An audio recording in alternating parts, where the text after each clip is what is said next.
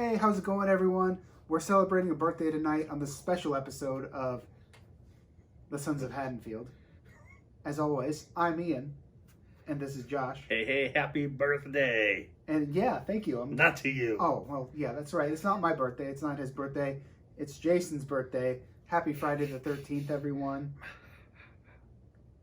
We're celebrating with a little review for you of Never Hike Alone and Never Hike in the Snow. The Friday the 13th fan films by... What? No, go ahead. The Friday the 13th fan films by Vincente De Santi,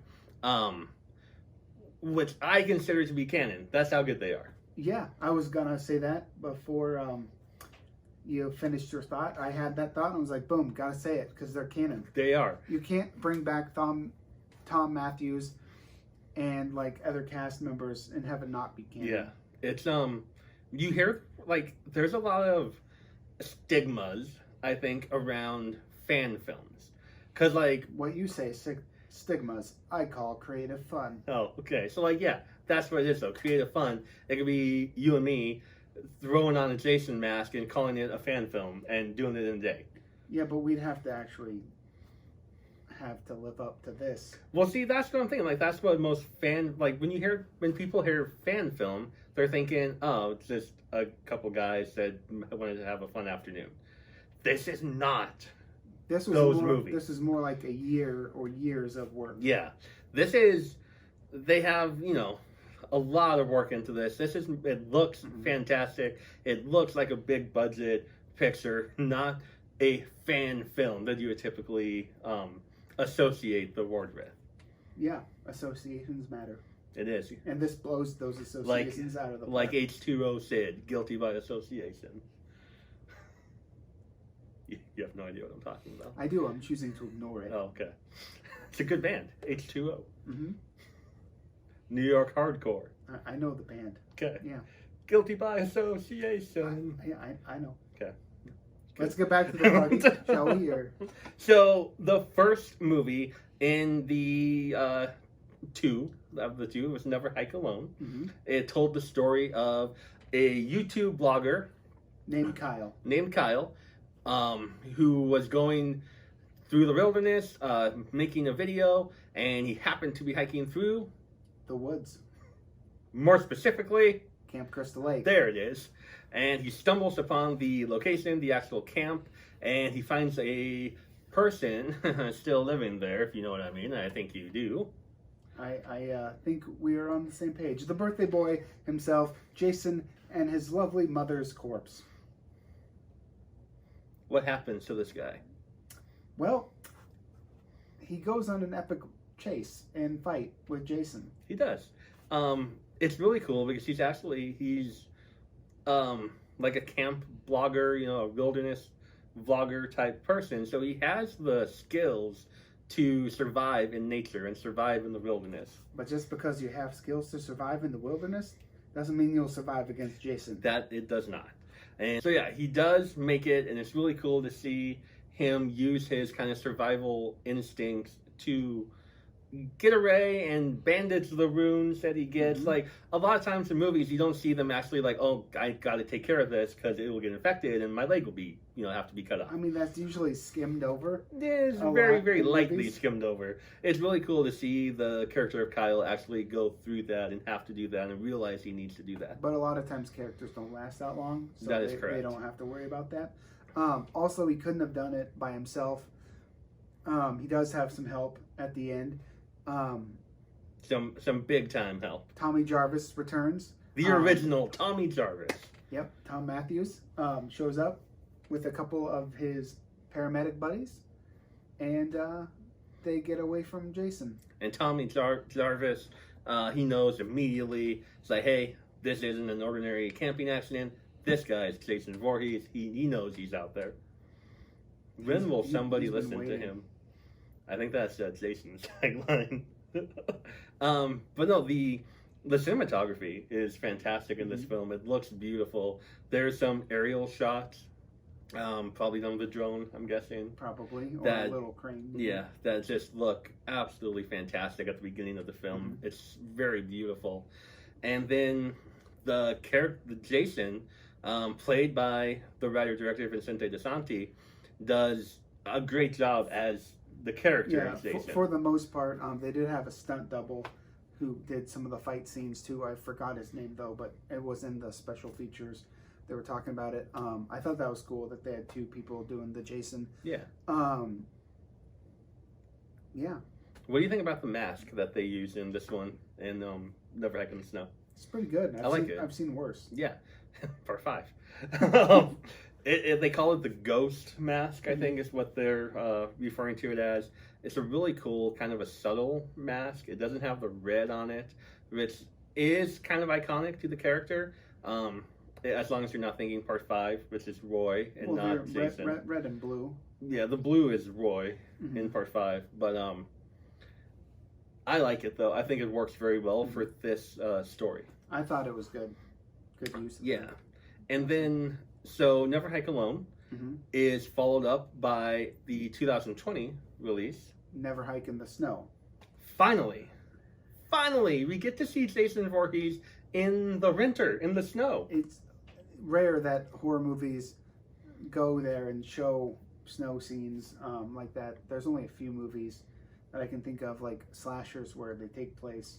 Wrong Turn 5. Well, yeah, we're not going there. But I think, you know. But yeah, it was really cool to see Camp Crystal Lake in the snow. And again, Tom Matthews returns. But also the sheriff from Part 6. Deputy Rick reprises his role from Jason Lives into this one. He is now the sheriff. He's Sheriff Rick. Mhm. And there's some They still don't listen to Tom. No, they still don't listen. Tommy and him still hate each other. And there's some really cool callbacks to the Part 6 Jason Lives movie with the laser pointer. with the laser pointer and the hand yelbang. cannon. So yeah, they got the laser. He's pointed Tommy this time at Deputy Rick, Mhm. and then at the end or towards the end, the Sheriff Rick goes, "I finally got you bang," and it's just it's definitely fan service. But I will take all of that Yeah, it was because great. it's so fun. Part 6 is, I think, one of the best Friday the 13th, one of my personal favorites. And to see that kind of play itself out again in a newer, modern setting is really cool. There's also some nice callbacks in the original, or Never Hike in the Snow, to the first Friday the 13th. Just like in Never Hike in the Snow, there's some callbacks to part 2 with the head on the table of the mother and stuff, and Jason talking to it, and the mother character showing up to talk to Jason Absolutely. from part 2. So I will say, I probably enjoy Never Hike Alone better than Never Hike in the Snow. Mhm. It's a longer. That's the Two. main reason. Is Never Hike in the Snow comes in at like 32, 33 like minutes, 31 something like minutes. that. And it's just like you want so much more because it's done so well and it's so good and you're so invested in the story Mhm. that as soon as it ends you're just like, what? No, this cannot be it. I want I need more. more of it instantly. Whereas the first Never Hike Alone is like an hour almost. It's like 57 minutes, and something like that. you feel like it actually has the time to tell the And story. develop it out. Whereas Never Hike in the Snow, I just wanted more to the story because there's so much more going on. Like Sheriff Rick was driving Tom Matthews back to the jail. sheriff's station in the car. You never really get to see what happened there. And the new deputy shows up and gets taken out by Jason Exactly. with the video camera. And that's GoPro sadly thing. how it ends. But there is, the sequels have to do it better, bigger and better. I think there are more in the works. I don't know the timelines of those, obviously, but yeah, it'd be cool to get more of these. There are more characters in Never Hike in the Snow. Mhm. So they, paid a little bit more actors in that one. Probably why they couldn't make it a full, like an hour, maybe, I'm guessing. Maybe I Because don't. there's more actors, more stuff going on there. But really, that's the only thing that I faulted with is that you just want so much more. And that's not a bad thing. That's not a negative. That's a great thing. Yeah. If you want more. Exactly. But yeah, so I'm excited for when those eventually come out. I'll definitely be watching them. I know Romstomp Films, who is behind these, are releasing Jason Rising. Friday the 13th, 2021 is coming out. Now, I don't believe that tells the same story as these, though. It seemed different. There are some funny or cool special features, like there's a gag reel in the second one. But there also has a bunch of other fan films in there, like Disappear, and I think Jason Rising. It might be in there. There's something that says Jason Rising, and it's like 13 minutes long.